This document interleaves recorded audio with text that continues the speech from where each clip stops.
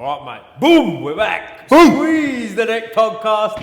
Well, no, it's not on the wall this time, but we're back at Crown's Gym with my new mate, Clide Delaney. Bush. How you doing, Ollie? Thanks for doing this, mate. As Thanks, I say, brother. Crown's Gym, where I've always been well looked after. It's not always the case everywhere you go, so very appreciative to that, mate. Welcome back, brother. Thank you very much. You're a lifelong martial artist by the sound of it, which we'll get into. Before we get into anything, as I say, Crown's Gym, always been friendly to me. Let's get into that first, mate. Tell me about Crown's Gym. So we're open now since July 24th. We're coming up on 5 months. And it's been a crazy 5 months. You've been here for some of the seminars that we've had for Carl Froch, for Ian Gary and stuff like that. I think you even had a good body spar. I did. With Carl. I had a message from the next day saying his elbows, his ribs are hurting him, you know. I'll take credit for So it. I think you left the mark. Buddy. But yeah, mate, it's been an absolutely amazing 5 months and close out to the year. This has been a long running project since basically the beginning of 2024. Right. When we acquired the building and stuff like that. A lot of delays, you know, builders always work on time, I've been told. No, I tell you, the other one thing I realised in all that experience, a builder's job is never done until they've extended the job by 5 or 6 times. There you go. That's so it. Warning to anyone opening a gym out there, give yourself an extra 6 months before you expect to be open. But yeah, man, it's been a very exciting time so far. Nice. And listen, like as I said it when I've been here 3 times I think now. Yeah. Every time I come, or more than that, sorry, because of podcast. But so that's a lie. 5 times I think I've been here. But every time you come in here, it's the right energy, you know. Because some places come in, and don't get me wrong, some places you go to that are very sort of over the top friendly. There's none of that nonsense here. You come in here, and it's the sort of place you want to be all the time, right? So anytime there's ever a seminar or a workshop, mate, I'm front and centre. Oh, mate, I think I'll be here, promoting as much as I can. You touched on it there, the Carl Froch one. That was actually a big one for me because that clip got over 400,000 views so far. Really? So thanks a lot, Carl. I owe you one, mate. And the channel subscribers went up massively. So I've got a lot to thank for Carl, but obviously it wouldn't have happened without Crown's Gym. So big thank you to Crown's Gym. You're very as well, welcome, mate. brother. But let's dive into you, mate, a little bit because you said you're Shotokan karate black belt, I believe. Yes. How did you get into martial arts originally?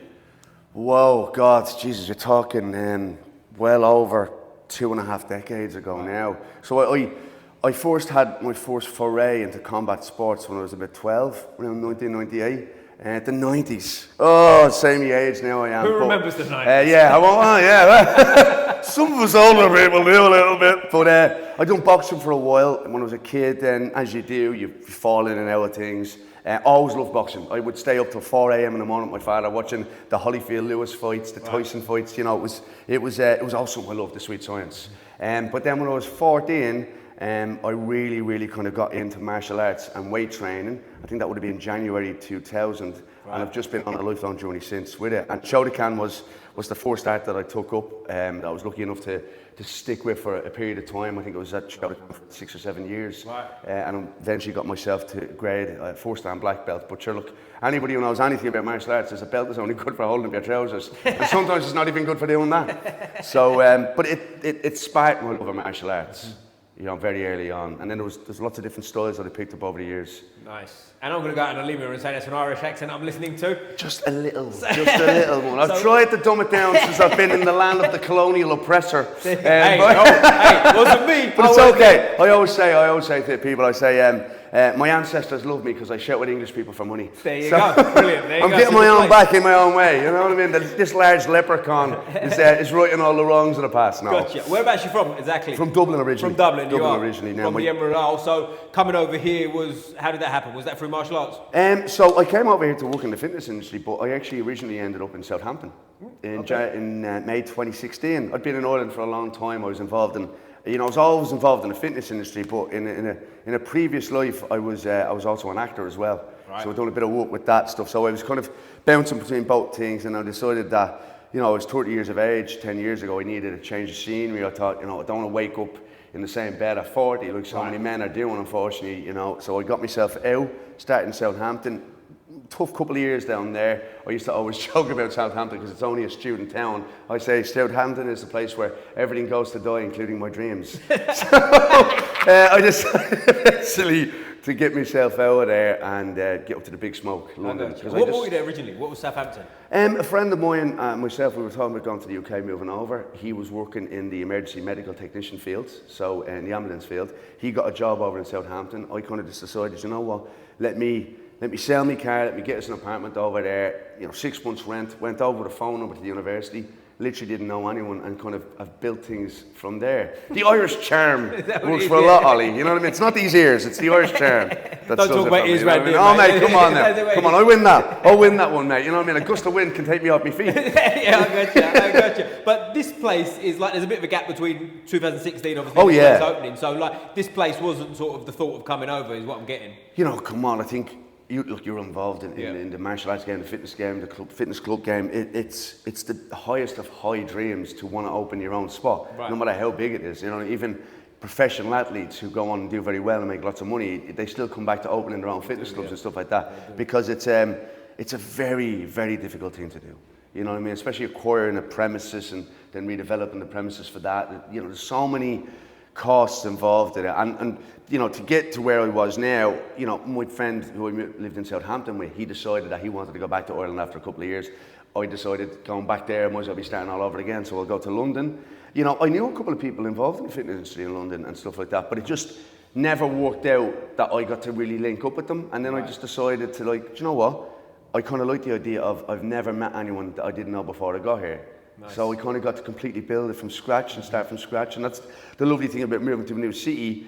You can change any differences about yourself that you want, and adopt a new persona or new work ethic, and just really can make a change in things. So when I got to London, I really knuckled down, really put my head down as regards what I wanted to build, what I wanted to develop. And I just kind of got out as quickly as I could, working in gyms and then working in personal training. Because obviously in London, there's a bigger market for that. People have more expendable income in certain areas. They take their fitness very seriously, so people are willing to spend a little bit more. So I think just before 2018, or before the pandemic, should I say, and we're in 2019, I set up my own PT company down in Dulwich College. Shout out to Dulwich College.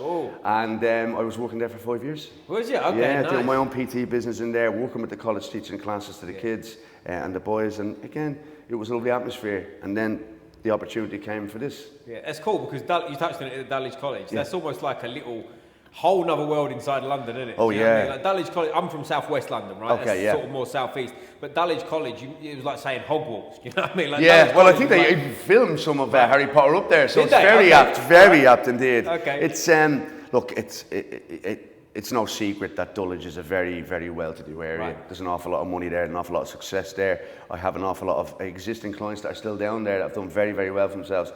Unbelievably, a lot of people that have come from very little that have actually brought themselves there. Some of my greatest clients and some of my greatest confidants are people I've learned so much from down there, came from cities like Coventry, you know what I mean, Leicester, and built their own thing. So I've been blessed to have an education over the last 6-7 years of the decisions to make with business, you know what I mean, and having just a good sounding board from people who know what to do. So although there's a lot of money in Dulwich, there's an awful lot of great people in there that have come from very little. Yeah. Obviously Dulwich College is an extremely big property. It's one of the biggest, I think, colleges, sites in South London, and there's an awful lot of money in it as well. It's a private school, so they have a lot of funding because they're a private school to do an awful lot of things with the boys down there, and some really big athletes down there. Like, you'd be surprised at the size of some of the lads. I think it's in what year 12 is that? Which last year over here? Well, year 11 used to be when I was at school, but I think sixth form years are 12 and 13. And so there you go. So those lads, I tell you, my God, they made me look like an absolute shrimp. Did they? I don't know what they're feeding them now, honestly. You know what I mean? These boys are grown in a nuclear reactor somewhere. Yeah.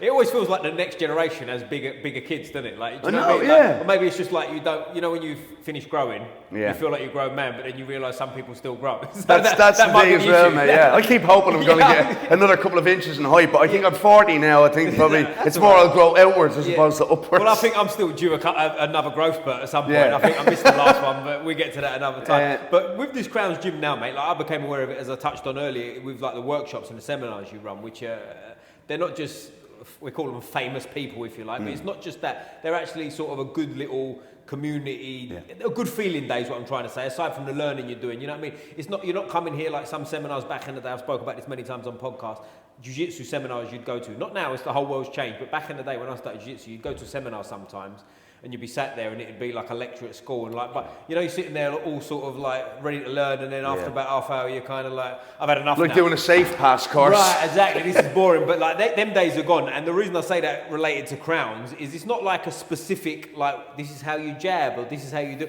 it's very kind of like, right, this is this, do this, move this way, boom, we're off to the races, and everyone has a good time. There's people in there that are getting ready for white collar fights. There's people that have had pro backgrounds, the whole deal. So like, and some people, Kyle, shout out Kyle, has been on the podcast. Yeah, boy, Kyle. Jiu Jitsu coach here. Jiu Jitsu genius. Jiu Jitsu genius, yeah, exactly. Hey, he said that, I didn't. No, of course he is. But like, he'd never boxed before on the first time with Johnny Fisher, right?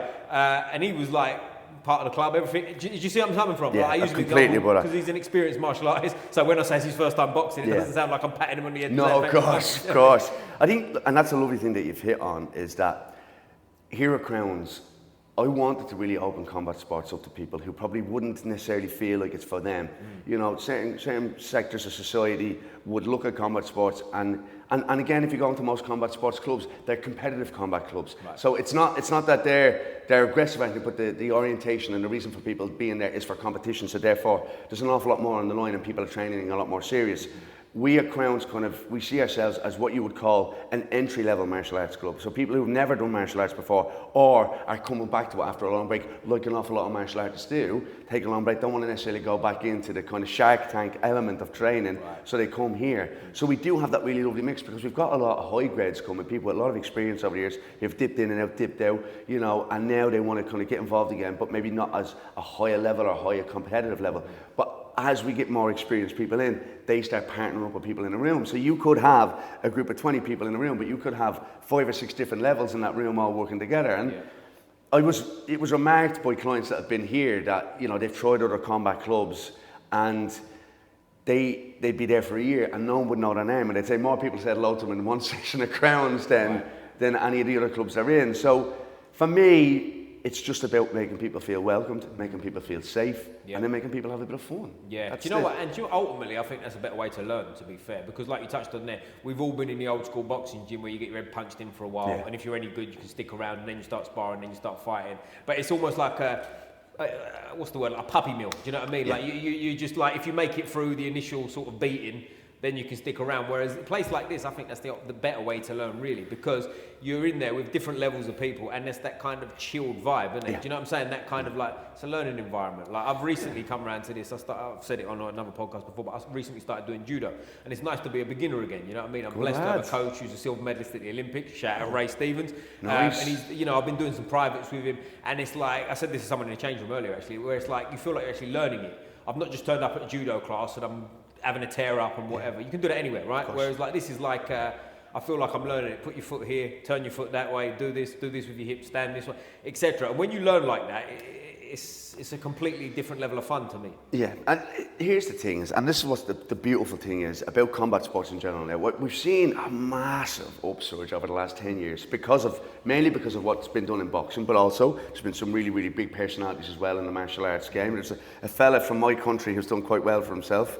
He causes a lot of problems running around the place, you know, but he's inspired a lot of people as well. And so a lot more people are inspired. You know, Anthony Joshua has done amazing things for boxing in this country, you know what I mean? And he's brought more people up through it as well. We had Sky Nicholson, who's in the same kind of team as well, Matchroom, Sonny as well, and Johnny Fisher. And, you know, there's a lot of these more affable personalities. When I grew up watching boxing in the 90s, you know, they were personalities. You had people like Frank Bruin and stuff who were big personalities in it, but it wasn't Instagram age, it wasn't social media age, so therefore, you know, you'd hear about them when a fight's coming up, but there wouldn't be this continuation of a narrative of getting to know these people. So I think now we've seen behind that veiled curtain that these people are just normal people, that, you know, that even Mike Tyson is a big softie when you kind of get listening to them for a few minutes talking about things other than fighting and biting people's ears off. But it's just, there's so many options for people now, and that's all we are. We're just another option. We're not the overall option, except we are. This is the only option. Except we're the only option. But it's just wonderful that maybe we're moving away from a time where people used to go to gyms and martial arts gyms and like, I'm just going to fucking muller myself. I'm just going to kill myself, and the more pain I'm in, the more I'm learning. Right.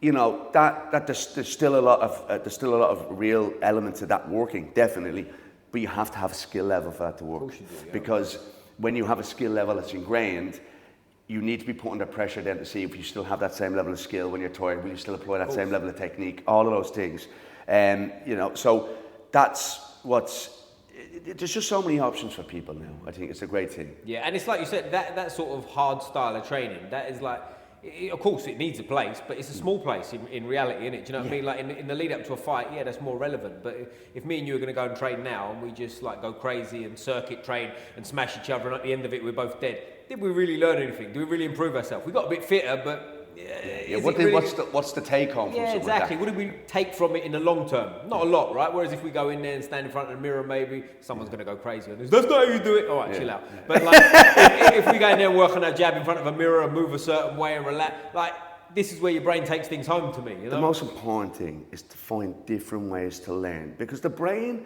will switch off if it's not challenged. Right. So if you're doing the same thing, it's what's the definition of insanity? Over and over, expect the result. It's the exact same thing. You know, there's a pretty common, you know, consensus in everything that it's that 10,000 hour mark. Right. You've got to put in that 10,000 hours. You want to be good at anything, you've got to put in that time for it to feel natural. Like, all right, boxing may only have 5, 6, 7, 8, 9, 10, a handful of punches. All right, but to just get 1 or 2 of them right, it's going to take a long time. Just learn how to step and land on that job, whatever it is. So having that time to understand the technical element at the start is very important. But it can't just be that as well. So, you know, I think a good coach will always have a nice mixture of things, especially if they want people to learn from the beginning. They'll take them through it, make them understand why are they doing it. It's sometimes just getting people to understand it's the why. It's not doing it over and over and over again. If you understand the why, then you can start to make it make sense for yourself. Yeah, and why is a different level too, because why in the sense you're talking about, but also why training, right? Yeah. Like if you're, like I'm sure you get people who come in here that are sort of housewives versus guys that, as we said at the Carl Froch thing, there's people getting ready for fights. It's all different whys, if you like, innit? Do you know what I mean? So you're not just coming in here and this is a boxing class. Do you know what I mean? Like there's got to be some sort of like oomph behind it of like, if you're coming here to just get fit because you're a housewife as an example, standing in front of each other and punching each other in the head for an hour probably ain't going to do you the best, is it? Well, it depends if they got any hassle from the husband at home. They probably love to punch someone up after that. I teach the female Muay Thai class on a Monday night, and I swear to God, they kick those pads harder when I hold them and each other holds them there. You know what I mean? I bet. But with Shotokan karate, do you teach any of that here at all? Have you got any of that going on? I haven't brought Shotokan karate into that because there's quite a good Shotokan club up the road as well. Okay. My skill set, because Shotokan was the one I went all the way to black belt with, but I've studied a lot of martial arts over the years. So I graded a couple of times in American Kempo karate. I studied Sancho, which is basically the Chinese version of Muay Thai, and the Lei Thai, which is out throws as well. I've done a bit of Muay Thai, a bit of kickboxing, very, very small bit of Jiu Jitsu. I would have continued an awful lot more with my martial arts journey, except for, you know, the fact that I started working in the industry when I was 19, in the fitness industry, and it's all shift work. Yeah, so it was nights and mornings. Yeah. And so for me, I decided that, you know, I'm just going to focus on being a teacher. I'll train where I can for myself and maintain it throughout the years. Yeah. And I did. I even trained boxing down in the Fitzroy Lodge down in town. So shout out to Fitzroy and all the boys down there. You know what I mean? So no, it's Mark and Steve and all the lads. But it's one of those things where I've been lucky enough to learn an awful lot over the years with martial arts from very, very different instructors. And so now what I'm working on here is I'm working on a street-specific self-defense course for females only. Nice. You know what I mean? Where they learn how to use the handbags, the heels, whatever they're going out in to defend themselves. So I'm working with Kyle on that at the moment and bring that in the new year. Nice. So I want to do something that's a bit more specific and understanding, teaching them how to make a fist, the weapons, the elbow, the knee. Yeah. You know, just those elements. So Crowns, we're trying to look at what can we do that's not already been done, but something that would be of a value to the public. So even hoping to get, you know, Greco-Roman wrestling here, American wrestling, because we really want to round ourselves out as a martial arts club. But then also, we've got all the wellness on the other side. So, you know, you've got the yoga, you've got the Pilates, you've got the cold plunge, the sauna, the full red light bed, the massage guns. We're very much about the restorative side of things, because I really believe in kind of, if you're going to have, you know, the harder element of martial arts and combat sports, you need that softer element for recovery. And I think as we've gotten the martial arts crowd has gotten older and more mature, we understand now it's very important for those restorative elements to be at your best, especially if you're involved in combat sports on a regular basis. Oh, I mean, it's definitely changed in my lifetime. Like when I started boxing was the first one I really took seriously as a teenager, and like that was like train harder, train more, eat less, don't drink water, and just like ram yourself. Have a horrible life. Do you know what I mean? The more you're suffering, the more you're getting better. Do you know what I mean? Like, and then days are dying out, aren't they? Because you like, in terms of longevity, it's just not realistic, is it? You can't live in a training camp mode forever.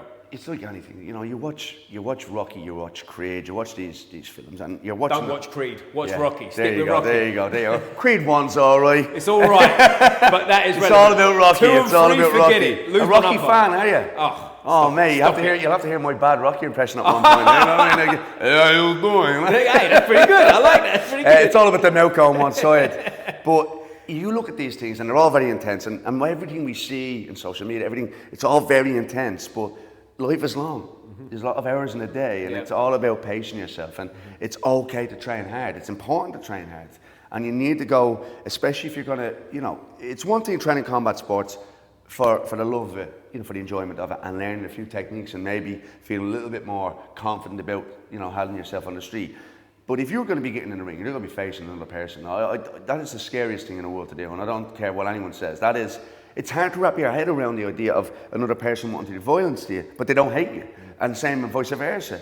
And so if you're going to do that, you've got to take yourself to some very dark places. And I myself, I've never had a career as a fighter, so I haven't even been to those places in the same way that fighters have, and I would never try to claim I have. That's why with all the coaches in here teaching the boxing or teaching the Jiu Jitsu like Kyle or the Muay Thai like Kim, I've brought in people that have competed in interclubs at amateur level, at semi-professional level, because I want them to make sure that I want the guys in the class then to feel like I've got a parent here. I've got someone who's been through that process, and they know what it's like to face down their own inner demons, and that's how we do it. And then so on the back of that in here with the boxing side of things, I think you would have met our boxing coach Robbo. Robbo's a little blondie fellow with the really small hands. Yes, of course. Really small hands. Really small hands, Robbo. Shout out small hands, people. But he works with White Collar Boxing London, and so we now have a link with White Collar Boxing London. Nice. Actually, today, shout out to the lads over there, Scott and all the boys in White Collar London.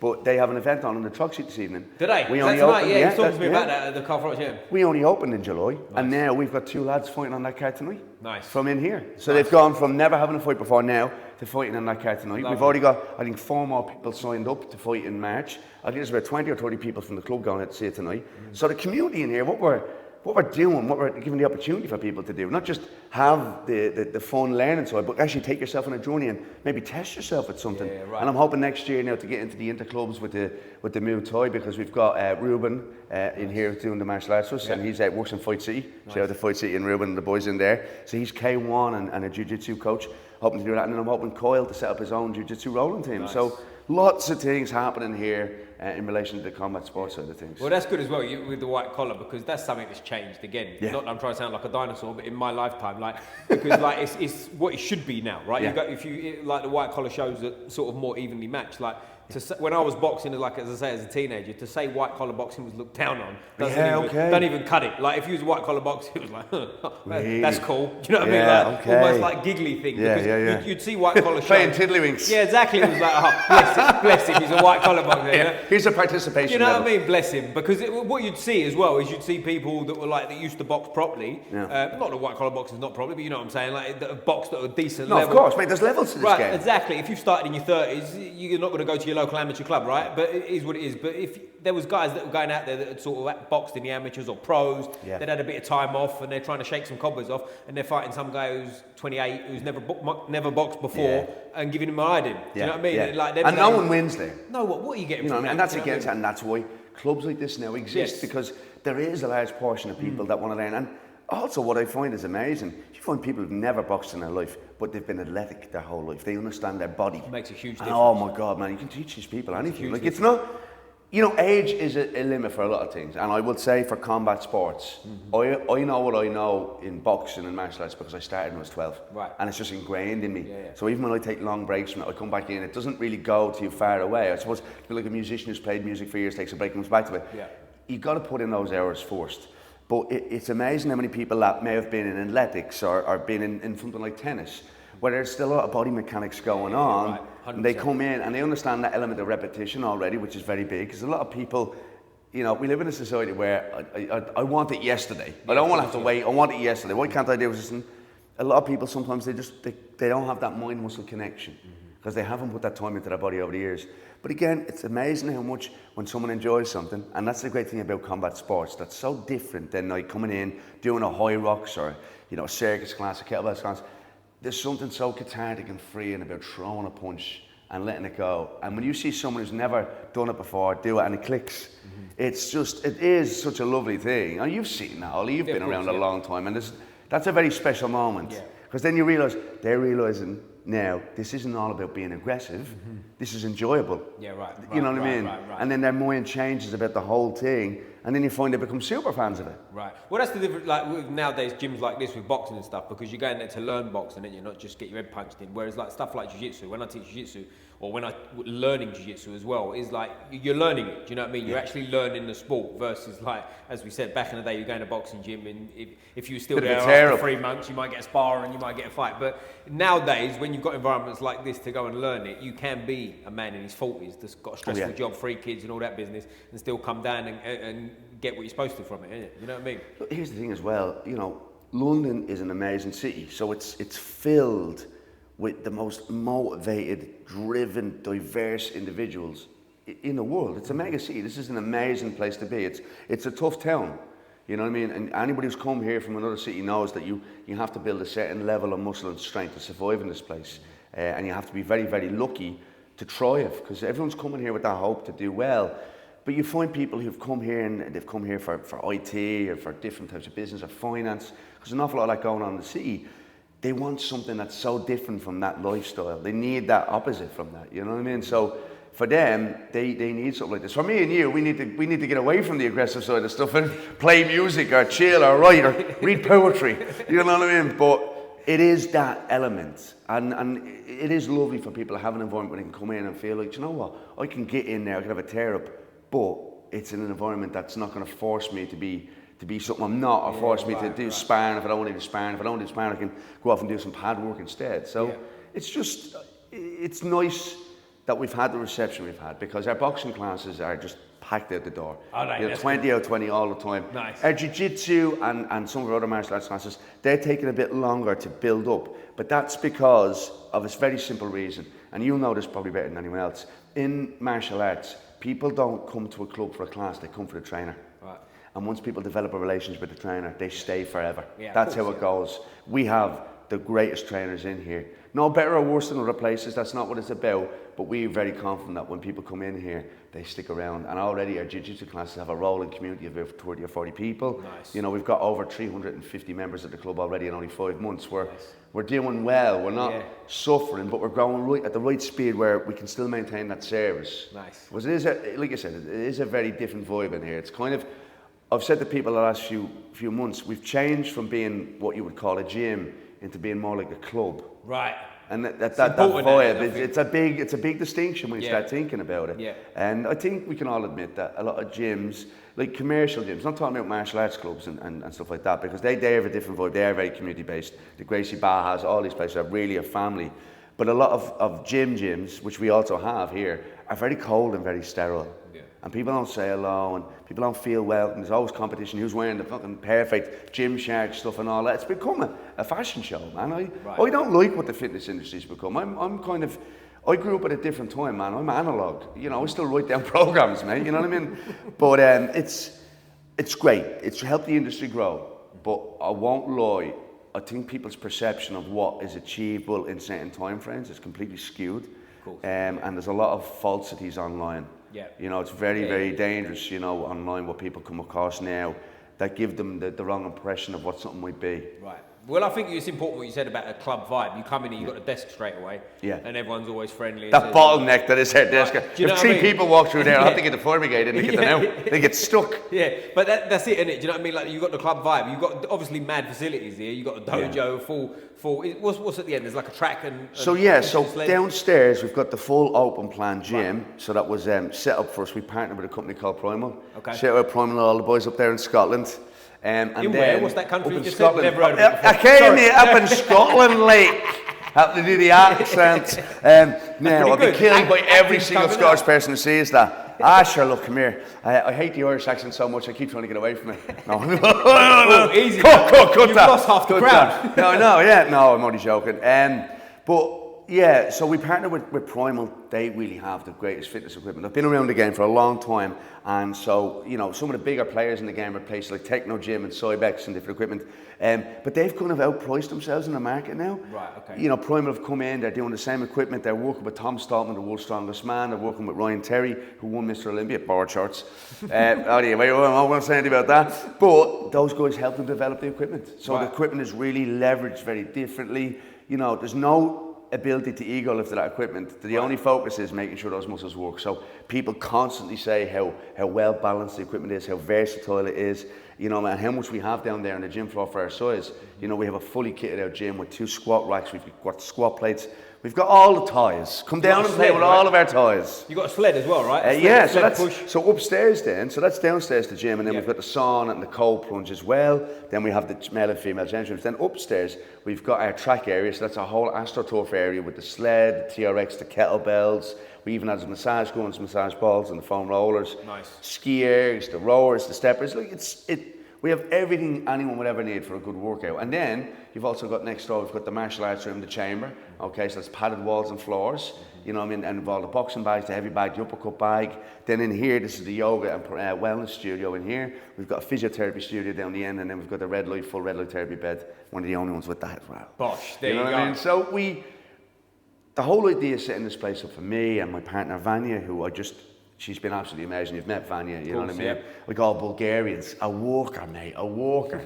I'm an absolute lunatic. I'm blowing around all of this. I'm like a satellite in this place sometimes, just orbiting around things. So she gives me that kind of grounding that I need, and she's great with the admin.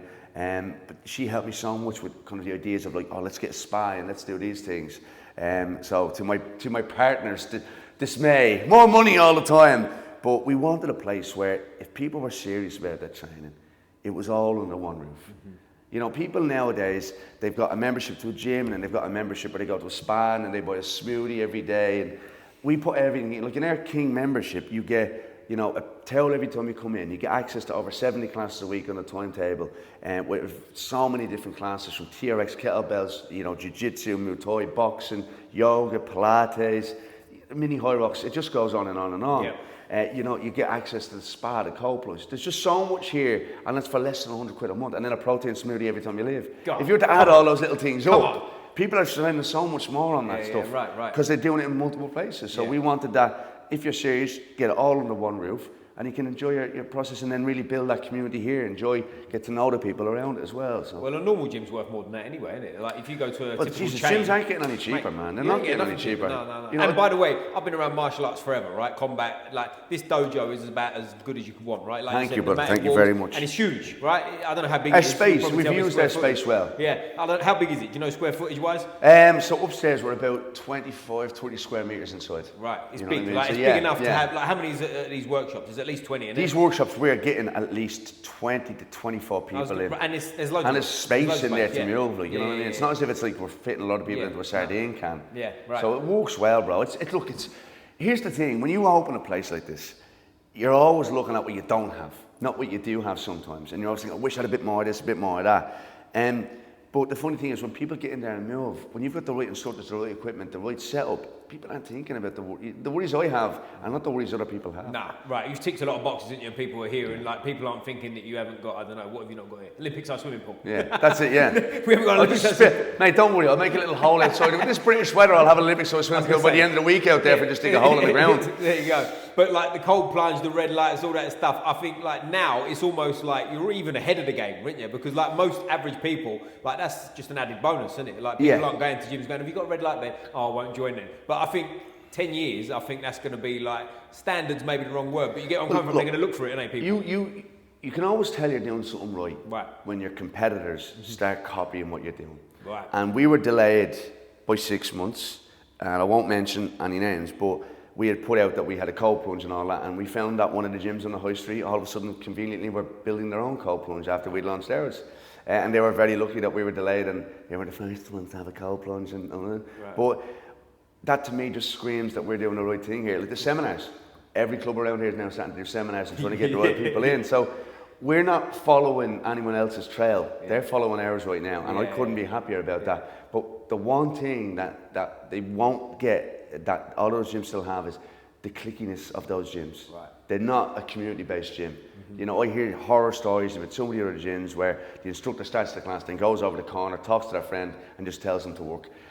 we have 2 instructors in there for our boxing class of 20 people. There's no other gym that's doing 2 instructors. But why do we have that? Because we want to make sure you're learning. It's as simple as that. It's very simple. Every time you're here, Ollie, and you come in here for the seminars. Now I know that it's your job and what you do here, but also it's your leisure time.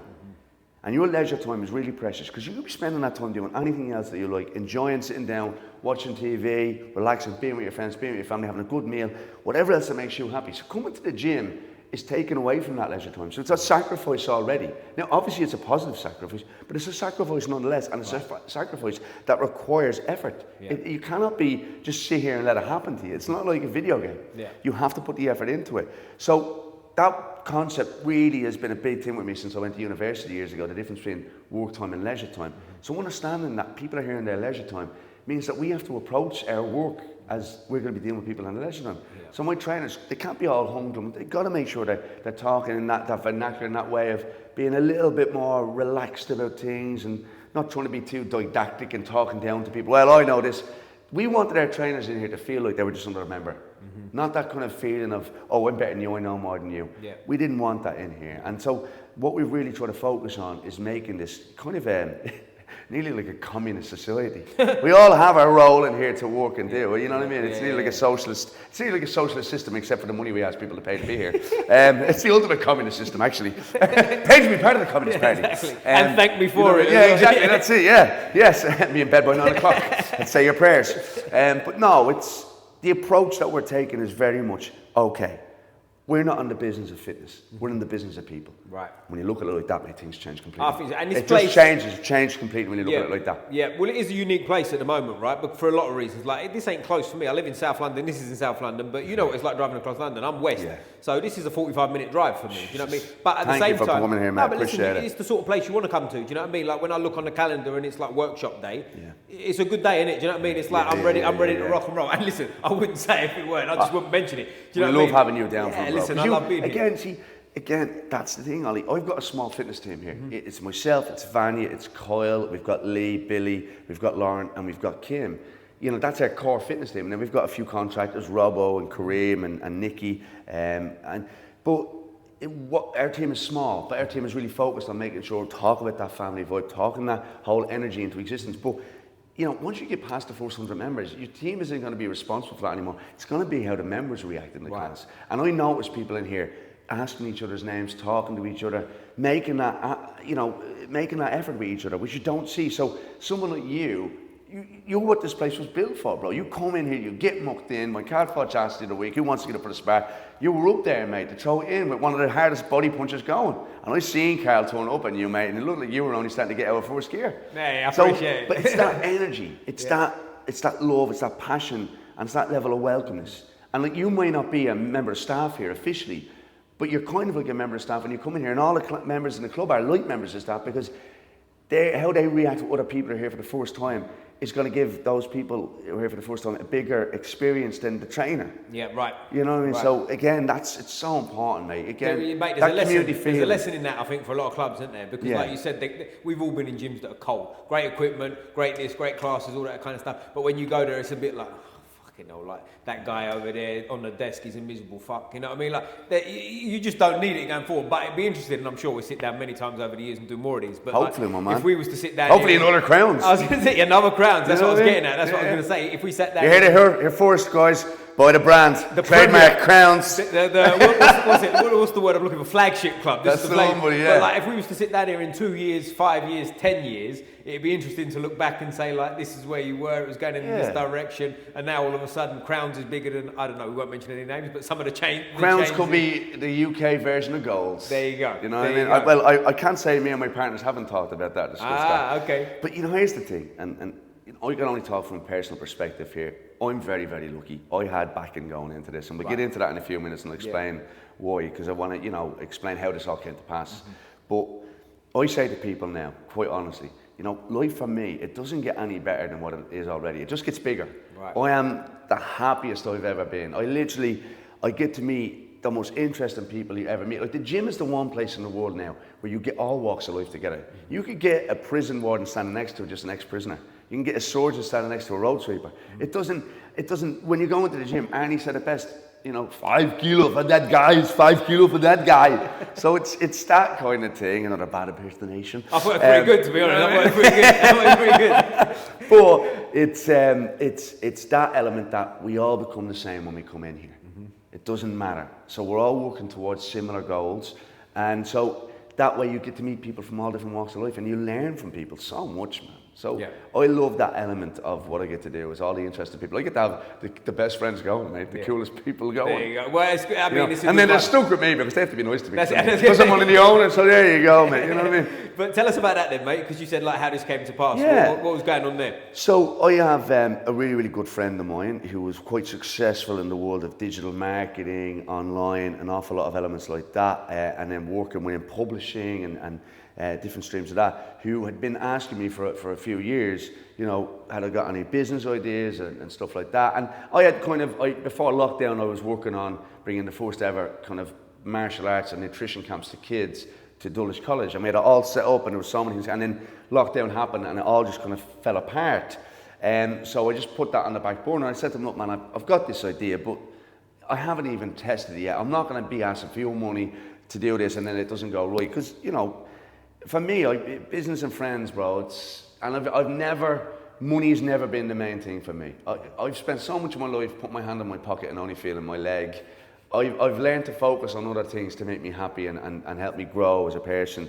Obviously, mate, money is really important, and it's very easy to say that when you're in a comfortable position. But I wasn't that driven to open a gym or anything like that, and I never even thought about that. It costs millions to do these things. These are very expensive projects. So eventually he kind of said to me, look, what would you think about buying a building and opening a gym? And I was still a little bit on the fence because I was doing my PT business. My PT business was going well. I was making 5-6K a month. So I wasn't struggling. I'm still doing a bit of acting here and there, a little bit of stunt work. So I wasn't pushing it. And then he said to me, I'll make you a partner and all that. I said, all right, let's look at it. So we found a building. We found this building. It just come on the market. It was an old an oil lens making factory. It used to make oil lenses. It was a workshop downstairs. I'll send you some pictures on, mate. This was a completely different building. This had to be completely retrofitted and changed into being what it is now. That's why there's razors on the floors over there and the ceilings are really low, mate. You know what I mean? But it wasn't built for a gym. So we had to invest a lot of money into this. And then, we owned the building, so then we owned the asset. That's a great thing. But then we bought all the equipment. We owned everything. So we're not like a lot of other gyms, we're not on leases. We owned everything. So for us, this isn't just some, 6 months are we making money, and if not, then we think we own everything. We're in this for the long haul. We're building a brand here that we know will mean something to the British public as well. And mean something to combat sports and change people's opinion of what combat sports is. So they invested the money. They gave me carte blanche, to choose the business model, to choose what style of the gym. My brother's a motion graphics designer. He helped me come up with the design of crowns. My partner, he picked the name because he's a genius in SEO. So he was thinking about, it's not about the name crowns, it's about how people search. You know what I mean? And hey, there's Crowns paint out there, great. Hopefully the Crowns will be known now for gyms instead. Right. We do look like a paintbrush factory from outside, though. Honestly, I swear to God. People come in here, it's like Aladdin's cave. They're like, what? They don't understand. It's like, there's so many different rooms, like a rabbit warren. But those guys invested in me. I've got Sam, the main financial investor. I've got Lucas, and I've got Suresh. There's 3 absolutely amazing guys in their own fields, and they've brought so much experience to the table because they had businesses together before, and they really trusted in what I was doing. Like a lot of the things that I was doing as a manager was very, very different. I had an attitude of don't step over pounds to pick up pennies. Meaning don't be too greedy at the start, because if you look after people, I promise you, your business will be fine. Right. And that's where owning the building, owning the equipment, not having to have those overheads of paying out for that every month, help us a little bit. Now our overheads are massive because we pay better than any of the fitness pages out there for our staff, because I worked in the industry for a long time and I didn't want to see staff getting ruined and not taken care of. So there was a lot of elements that my partners had to trust me on and still have to trust me on, and there's a lot of learning still to be done and mistakes will be made. But where we've started, you only need to walk in the doors here on seminar day to realise there's something going on here that's not quite the average gym. Yeah, definitely. Even Carl Froch, George Groves came for an interview, but Carl Froch, anyone we've had in, Ian Gary, these guys have been in the biggest gyms in the world. Wow. They've been on the biggest cards in the world. They're not used, they're not used to being around Joe Soaps all the time, in the sense that they work with really big people and big money. And they come in here and they're just so normal. They just fit in like another person, like another trainer. Like I think this environment we've built has really, people pick up on it when they come in, and then they join in. Yeah, and it's interesting you say that, because people like Carl Froch's boxed in front of 80,000 people, in case anyone hasn't heard. Got to get Frochy on the podcast. I heard you asking Frochy. You're a brave man. Hey, giving them body shots like that and then asking them for favours. He punched me about the room, didn't he? So he owes me a podcast. Jesus That's Christ. the one. Yeah, Carl, you heard it there. Hey, you owe him. All right, he's going to squeeze your neck. But like it is, they are very normal, these people, aren't they? You know what I mean? Like I've been, like when I was amateur boxing, sometimes you'd be at sparring things, and my own club mates that went on to make it really well as pros. But I knew them before they were famous, right? Or before they'd made it in anything. And the penny sort of drops, doesn't it? They're just people, isn't it? You know what I mean? Like, and you come in a place like this, the access is there, because it could be easy as well. And what is really important as well, and you touched on it with a membership earlier, you don't price people out here, is it? Do you know what I mean? You're not having executives. We have plans. It's not like, okay, we've got Carl Froch coming down, £1,000 sign up fee, because listen, no names, but certain gyms do that. You know, you've got like, it's like you look at it and you go, oh, that'd be great, and then you look at the price and you go, well, that ain't realistic for most people. Yeah, here's that thing, isn't it? Like, let's be real. Like, we live in a capitalist culture. Yeah. Everything's about money. You know what I mean? And you know, that's a difficult thing, because when you open up a business, it's about making money. And you know, for every little thing you're cutting here and there, it does add up over time. You are losing out on money, but building loyalty.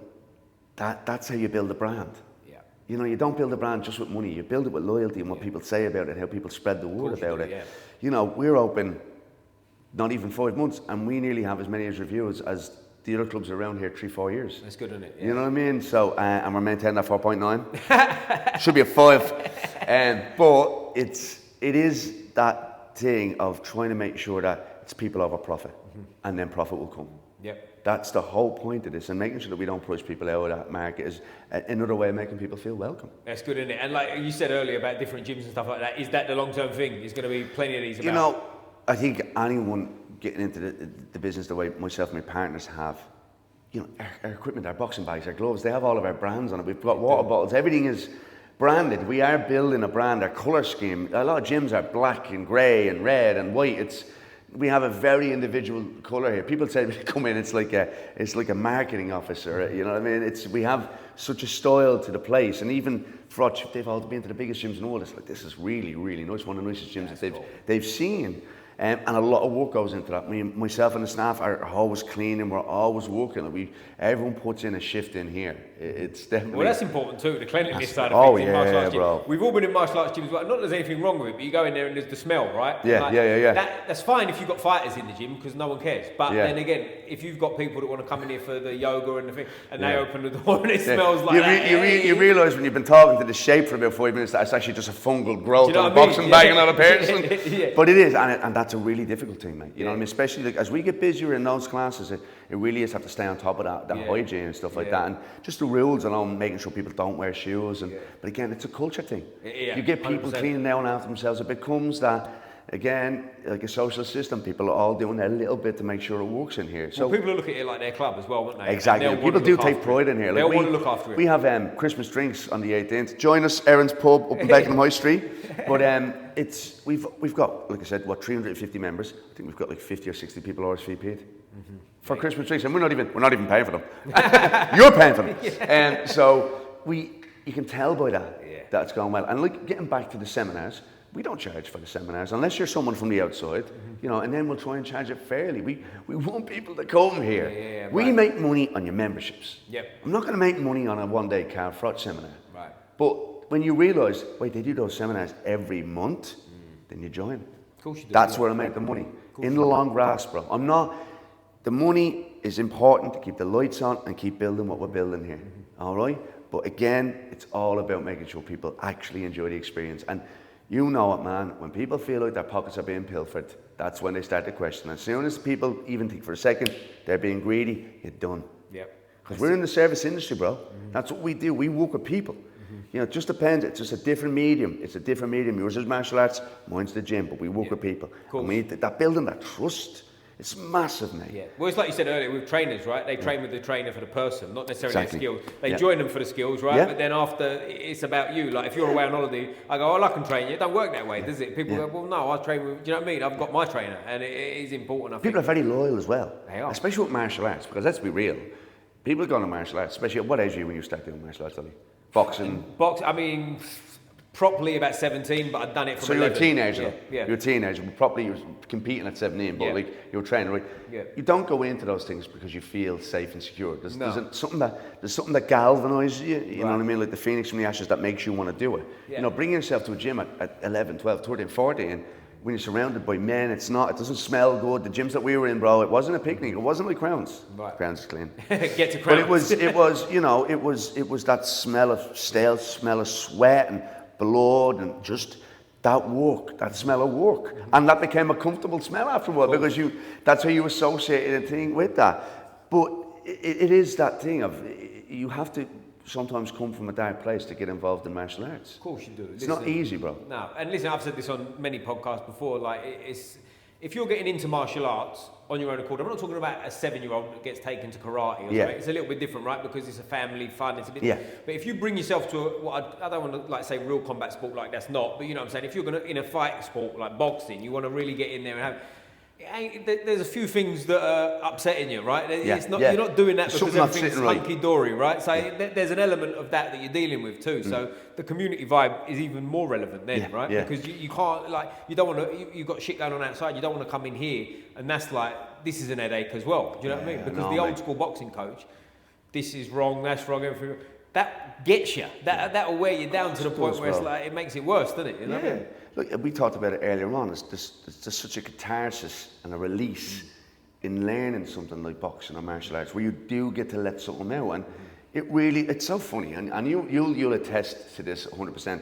The sweetest and softest people you will ever meet on this planet are trained combat sports people. Yeah. They are, just because they realise the difference. Like, I was saying to people when I started getting involved in Jiu Jitsu, and I was, how difficult it was, learning to be comfortable being uncomfortable. I'm saying the difference between, and I've done stand-up martial arts my whole life, so I could handle myself to a certain extent.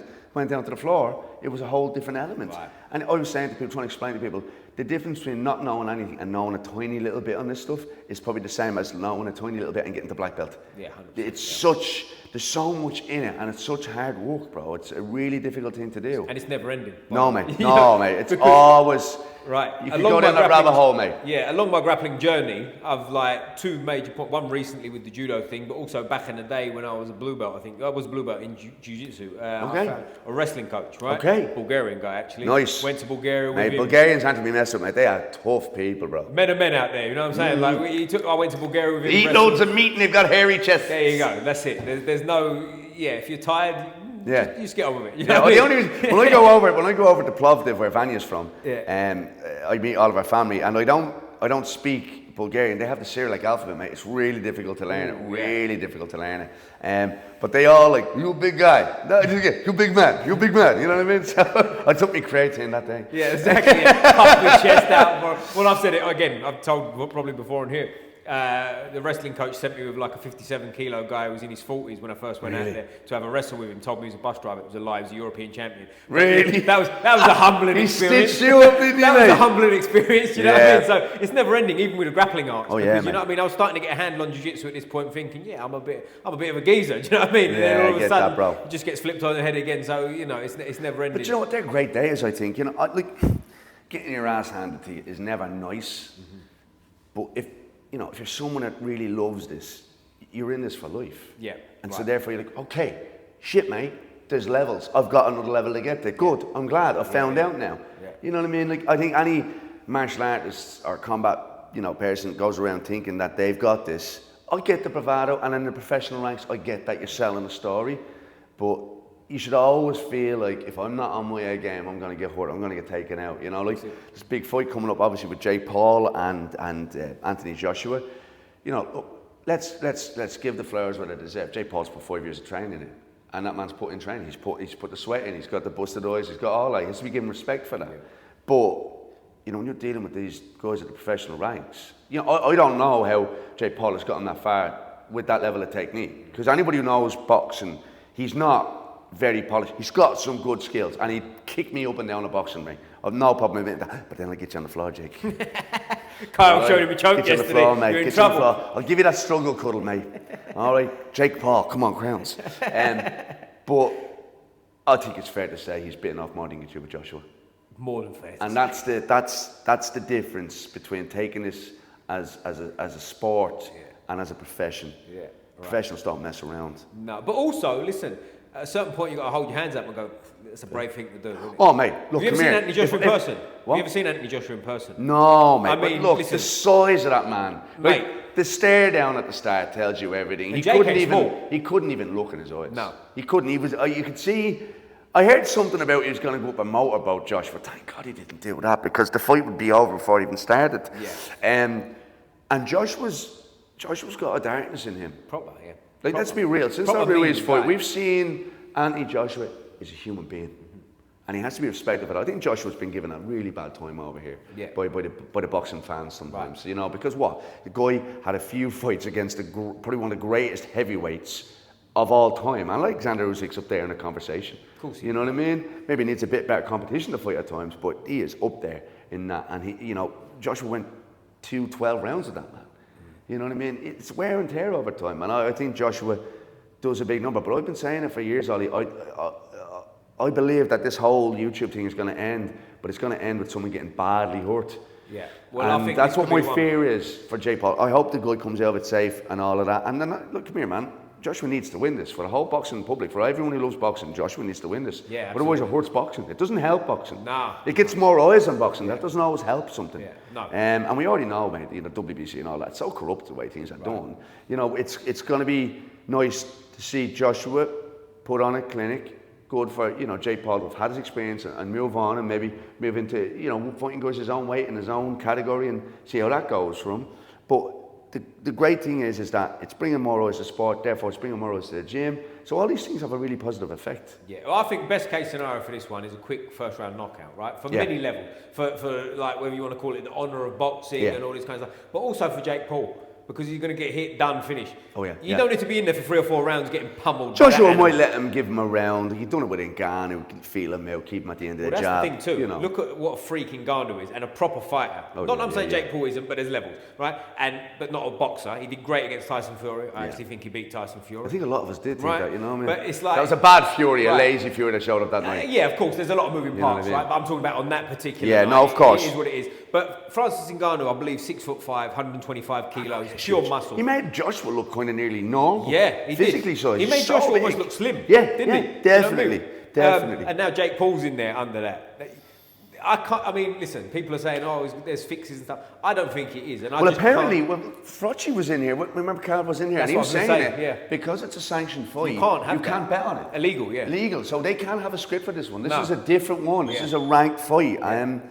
It's exciting, bro. It's exciting, you know, but I want to see the real fighters have earned the right to be there. Yeah. Jake Paul has done great stuff, but he's bought his way into boxing with all the money he has and all that. And that's no hate for the guy. I actually think I've got a lot of respect and a lot of props to the guy. I think, and I would love to see him after this get into an actual division and start working his way to division. Mate, the guy could, you know, he's still young enough. He's only in his 20s, I think. He could still in his 30s because, you know, everything matures. He could be, you know, definitely, you know, Golden Gloves contender in the States and stuff like that. And I don't know if he's European, like he's not European because but world level, I don't see it. I don't, not with the guys who are at world level, bro. It wouldn't surprise me if he picked up a world title though, like a WBO or something. There's a lot of different governing bodies, mate. The IBO, the IBF, WBC is the real one. Yes. That's the one. That's the one that has the longest lineage goes back.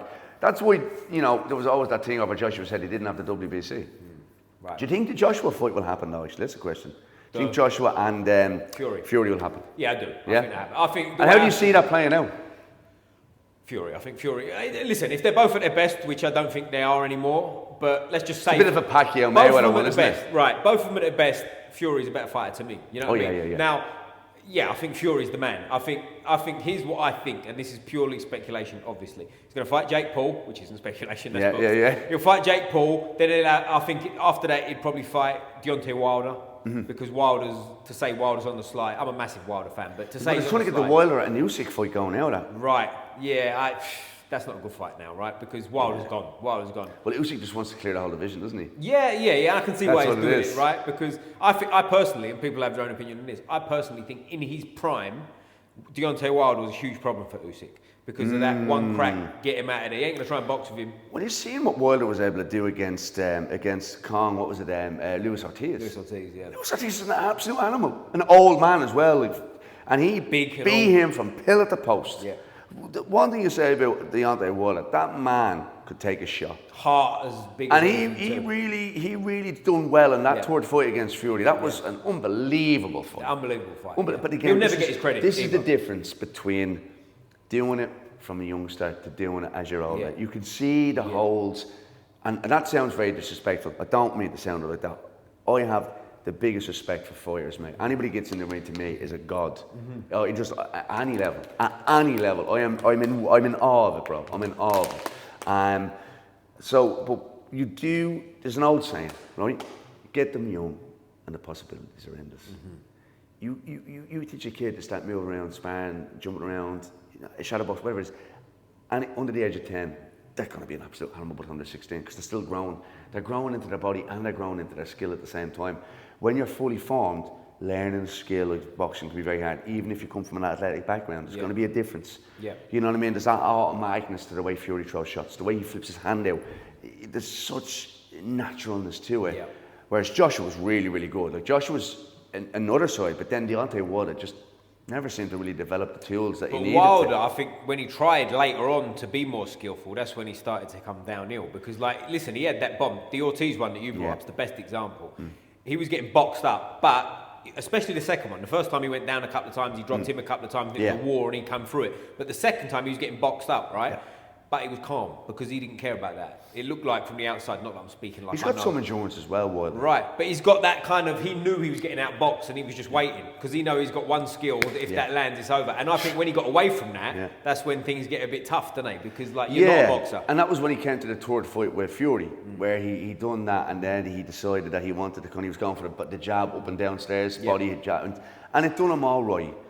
But at the end of the day, you know, Wilder's best chance for Fury was that first fight when he caught him with that shot and put him down. And I swear to God, that to me is still the greatest comeback I've ever seen in boxing. But he nearly got him in the third fight as well, didn't he? He got him down twice. Yeah, that shot in the third fight, you just literally see Tyson Fury's whole body shake from it. Like, unbelievable. And it's only but again, Fury. I think those three fights really ruined Fury as well. I think it took that. I don't think we had the same Fury before those. I think the Fury before those fights probably would have beat Usyk. I agree. You know what I mean? I think so. And I do think it was very close. I do think Usyk was completely robbed in the first fight. What the ref done in that stoppage and stepped in when Fury was still standing, it was either let him go down. It was a really weird one. It was really odd. And Usyk's just amazing. He's a master. The best name ever, call him the Rabbit. It's such a compliment, mate. In and out, mate. He's always on his toes. And here's another thing as well. People say about he's small. I don't know if you've ever seen him in person. Yeah. He ain't small. No, mate. Small compared to the average, compared to like a 6'9" heavyweight. You know not the average human being. But here's my thing, my opinion on that is at a certain point you're big enough. How big do you need to be? He's 6'3" and I think he weighed in 104 kilos in his last fight, right? How big do you need to be? Like, that's big enough. Look, you've got to look at it like this. At that level, it's not even about how big your tools are. Because look at Tyson Fury and Mike Tyson's early career. He fought a guy called Sonny Schmidt. He was like 6'9", right? Yeah. Schmidt had all the tools to put Tyson away. Why was Tyson able to put him away? Footwork. Yeah. Tyson's footwork was unbelievable. Usyk's footwork was unbelievable. You know what I mean? Look at Usyk against Dubois. That first round, I knew by the end of that first round, Dubois was in real trouble. Because you look at Dubois, he's caked in sweat. And Usyk hasn't even, he's bone dry. His footwork, he's putting that work on you. He can get those weird angles. You know, when we work in here with the boxing, we're always talking about footwork. Footwork is the biggest thing. That's what's going to get you in a position to throw those good shots. Well, I'll tell you what, I was there for that one, the Usyk Dubois. And it was like, straight away, it was like, oh, this ain't even a fight, man. Do you know what I mean? Really? This is only going one way. You know what I mean? He didn't look like he had a clue what was going on. And that's not to be critical of Dubois. He was coming off the back of a Joshua beating, right? But it was just, there's levels, right? And you're watching it and it was like, I know hindsight's everything too, but sitting there at the time watching it, you're going, I don't think it's going well for Dubois tonight. And then by 2 or 3 rounds in, it was like, ooh. Bless Dubois.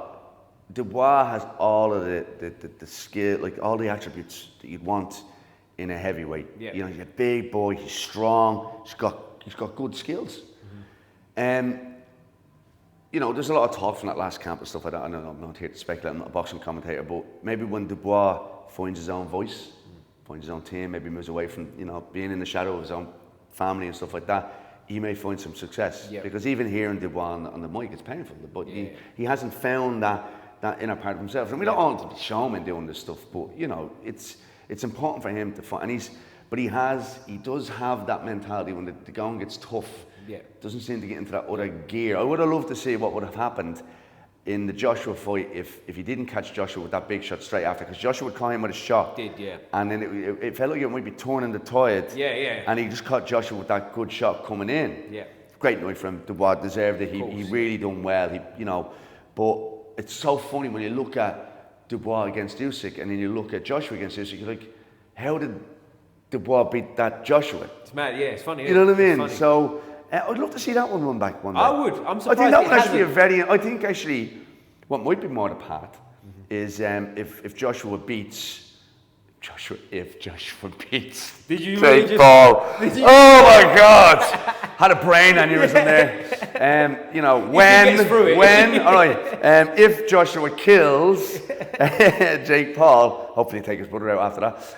But no, he might go and fight Dubois. Yeah. Fury might go take on. He might do a warm-up fight and then get both of them in against each other, and then the winner goes on and fights Usyk after he fights Wilder. It's a good thing, yeah. That's an actual. You can see that now. That's a good year next year of heavyweight boxing. The thing is with Dubois as well. But I'll tell you one thing. So go ahead. No, go for it, mate. You're good. The one thing none of them want anything of is that young lad Moses Tuma. That's a special cat right there. That's a special guy. I think that could be the best we've seen since Mike Tyson. Special guy, yeah. And bear in mind, he's still only 20, I think. Dude, it's so scary. It's so scary. It's a baby, isn't it? It's a kid. Really, like what he did to Dillian White. Yeah. I really hope we get Moses in here. I'm sure we will at some point. And he's another quiet kid. Yeah. He's not a big one for the mic and all that stuff. Yeah. But the heavyweight division, do you know what the heavyweight division is now? We've had the showman. We've had all of that. Same as the welterweight division had the showman back in the 90s with Mayweather and all the big names, Hatton, big voices. And then it went back now more to the actual talent. Mm-hmm. You know what I mean? Like you've got Crawford. These guys who aren't big personalities, but they deliver the skill. Like watching Crawford against Canelo. That jab and hook, like that's what you tune in for boxing for. I don't tune into boxing to watch the lads all tearing lumps. I want to watch that, man. I watch the sweet science. And I think the heavyweight division is going to go into that period now where it won't be having as big personalities maybe. We'll have just better fighters. Yeah. Because the last 10, 15 years of the heavyweight division, all those kids have been watching it are now growing up and they're fighting. Yeah, and they've developed their skill set. Yeah. You know what I mean? Yeah. So I'm not worried for the heavyweight division. A lot of people probably, Fury's gone, all this. I'm not. I think Moses Tuma is unbelievable. Yeah, and I think there's going to be kids in there in the next 2 or 3, 4 years when he gets into his mid-20s are going to start giving him a bit of a run because, we've got a lot. And your man Jay Obadiah, is it? Obadiah coming up from Cruiser, yeah. Like, there's a lot in there, bro. I think boxing has never been in a better position. Yeah. Getting away from the way the governing bodies go on and all that backhanded stuff, mate, that's the business side. In relation to the talent, you only need to come in here on a Tuesday night and a Thursday night to see how popular boxing is. And the girls are getting involved in it, man. Crowns exists because that sport has become so popular. Right. You know what I mean? Right. I don't think me and my business partners would have decided to open up a gym if combat sports wasn't a big part of it. It's interesting that. Because that's what we thought of it. We thought of it like, what are we going to open here? And it just made sense. Me and my business partner Sam, we absolutely love boxing. I'm going over to see him now in Portugal on Monday for a couple of days, just chill out by the pool and we'll do a bit of training together, a bit of body sparring. Hopefully I won't get the cardio pukes. But then again, here's the money behind it. We'll have to sometimes let him get an extra couple of shots in. But no, man, we just love it. Like we watch the fighting together. It's great, and I'm hoping in here as well to start doing viewing parties because we've got the projector screen inside. That'd be cool. So actually, we might actually do the Joshua and Jake Paul fight in here. So I'll give you a shout. Give me a shout. Pop in for that, man. I think we might do something like that. You know what I mean? So but there's more happening here. Good. Because I tell you one thing I wanted to touch on before we sort of wrap up is you was a fan of boxing in the 90s, right? So you've seen boxing for a long time. Who's the best fight you've ever seen? That's such a loaded question, isn't it? Because there's so many different divisions. And by the way, when I say it, let me specify, because I said best fighter. I didn't say greatest. Greatest meaning I get you. Could be achievements. I'm talking about at their peak, because I've got strong opinions on who I've seen, and they weren't necessarily in my lifetime, but... The best I've ever seen. It's a way up between two people. Okay. And two guys that should have fought in their prime and didn't. It's Pacquiao and Mayweather. Without a shadow of a doubt. Those two lads in their prime. Mayweather never got knocked down. And you can say Mayweather retired, you know, and took the fights when he could take the fights and stuff like that, he still fought all the top guys. He did, yeah. And he still walked away without ever being put down. Yeah. You know what I mean? Yeah. You know, Pacquiao, what was he, 6, 7 divisions, still fighting now? You know, I seen Pacquiao catch Ricky Hatton. I was a Ricky Hatton fan. Yeah, right. And I seen him catch that, and that's probably the scariest knockout I've ever seen in boxing. Vicious. I got up and watched that 4 in the morning. Oh, me too, bro. Me too, mate. And that's what kind of, that time brought me back to boxing. I kind of fell out of love with boxing from the end of the Lennox Lewis era, during the Klitschko era. I wasn't a big Klitschko fan, but I will be if you come to the gym. But it just, boxing, it changed. The promoting bodies, the BBC and Sky weren't doing as much with it. You know, you had some good fighters. But for me, they're the 2 best that I've seen live. Yeah. Because I didn't see Tyson live. I didn't see Mike Tyson live. See, that's and what I seen him at his tail end of his career, fighting against Evander Holyfield and stuff like that. So the ones that I actually see him with my bare eyes, and also, you know, it's Terence Crawford against Canelo. That performance, unbelievable fight. It's really difficult. Yeah. I would say those 3 lads in their prime. I think Pacquiao. Do you know what? It's funny. Pacquiao. In his prime, like you just said, watching it live, like as it was happening, Pacquiao was my pick. You know, I think it just, that special time when he was knocking out like De La Hoya, Hatton, Cotto. He just it was like destroying them. Yeah. His speed, his work ethic, his ability to take a punch. You know, his 4th fight with Marquez, that knockout was I think that was a step away moment. Yeah. And I worry about fighters. Yeah. You know, it's. Do you know what's funny? That's 13 years ago. He's still going. Bro, I know, and he's still going, bro. And I just hope it doesn't do long-term damage to him. Because I love Manny Pacquiao. Yeah. I think he's such a wonderful human being. Yeah. He's great for the sport. You know, he's great for his own country. I'm a big fan. I tend not to get involved in any of these guys' personal lives. I don't read about their personal lives. I'm not interested in that stuff. I'm interested in what they do for the sport, and I enjoy the sport for that. But Pacquiao, he was special. He's like Inoue, what's that new lad from Japan? Inoue. You know, you could be looking at one of the greatest of all time there. We could be. You know what I mean? The same as Moses Tuma. Yeah. Heavyweight division's a little bit different, although I've never seen a guy move like Moses Tuma in the heavyweight division. He moves like a welterweight. Yeah, he's special, isn't he? So I think boxing, mate, is in just the best place it's ever been. Yeah. You know, nationally, internationally, there's so much more going on, and there's definitely going to be a lot more happening here to do with it as well. Yeah. And the martial arts as well. Yeah. Well, mate, this has been great. Always great to see you. We'll do this again. I'll be at every seminar that ever goes on in this place if I can. And I really appreciate your time, mate. Thank you, bro. Before we finish, most important question of the day. The colour scheme bodes well for this, actually. Thank you. I'll leave it there. Who's your football team? Which football team you support? Who's my football team? I was a goalkeeper growing up. Peter Schmeichel was my man. Manchester United. Don't say it. No, don't say it. It was going so well. It was going so well. The correct answer is Chelsea, but never mind. We'll come back another time. Bro, thank you. Man, Chelsea is my favourite London club. There you go. How about that? Well, Man United's both London people's favourite club when I was growing up. But time it was for Peter Schmeichel and Roy Keane. Let's say it's for that reason alone. You know what I mean? All right, I'll give you that. Right. Always finish with a fist up like this, mate. Squeeze the neck. Boom! Boom!